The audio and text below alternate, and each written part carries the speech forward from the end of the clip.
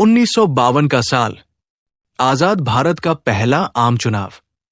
एक तरफ वो शख्स था जिसने भारत का संविधान लिखा, जो कोलंबिया यूनिवर्सिटी और LSE से पढ़कर आया था, जिसके पास 32 डिग्रियां थी और जो 9 भाषाएं जानता था। हम बात कर रहे हैं डॉक्टर भीमराव अंबेडकर की। लेकिन क्या आप जानते हैं कि आधुनिक भारत के निर्माता को उनके पहले ही चुनाव में हार का सामना करना पड़ा था? कैसे एक इतना बड़ा विद्वान अपने ही देश में चुनाव हार गया? क्या ये लोगों की पसंद थी या कोई गहरी राजनीतिक साजिश? चलिए जानते हैं आज की इस वीडियो में। डॉक्टर अंबेडकर ने अपना पहला लोकसभा चुनाव 1952 में बॉम्बे नॉर्थ सीट से लड़ा था। उन्होंने अपनी party scheduled caste federation SCF से चुनाव लड़ा। उनके सामने कांग्रेस के उम्मीदवार थे नारायण सादोबा काजरोलकर। काजरोलकर कभी बाबा साहब के निजी सहायक हुआ करते थे। एक गुरु और शिष्य के बीच ये मुकाबला पूरे देश की नजरों में था। आप सोच रहे होंगे कि इतने महान व्यक्तित्व को लोगों ने वोट क्यों नहीं दिया? इसके पीछे 3 मुख्य कारण थे। नेहरू और कांग्रेस का विरोध।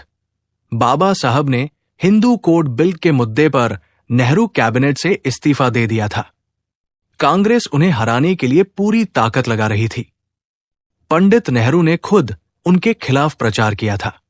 वोटों का ध्रुवीकरण। उस समय बॉम्बे नॉर्थ एक रिजर्व सीट थी, लेकिन वहां सवर्ण मतदाताओं की संख्या काफी ज्यादा थी। कांग्रेस ने जातिगत समीकरणों को अपने पक्ष में कर लिया था। संसाधनों की कमी। डॉक्टर अंबेडकर के पास कांग्रेस जैसा बड़ा संगठन और चुनाव प्रचार के लिए असीमित संसाधन नहीं थे।